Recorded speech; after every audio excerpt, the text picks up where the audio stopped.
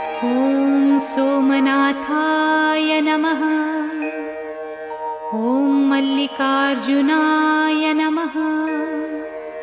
ॐ महाकालेश्वराय नमः।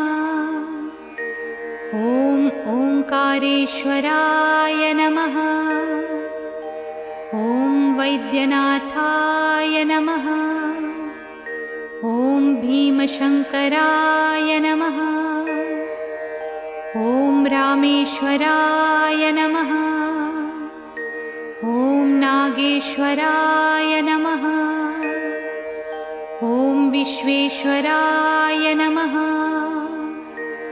ॐ त्र्यम्बकेश्वराय नमः।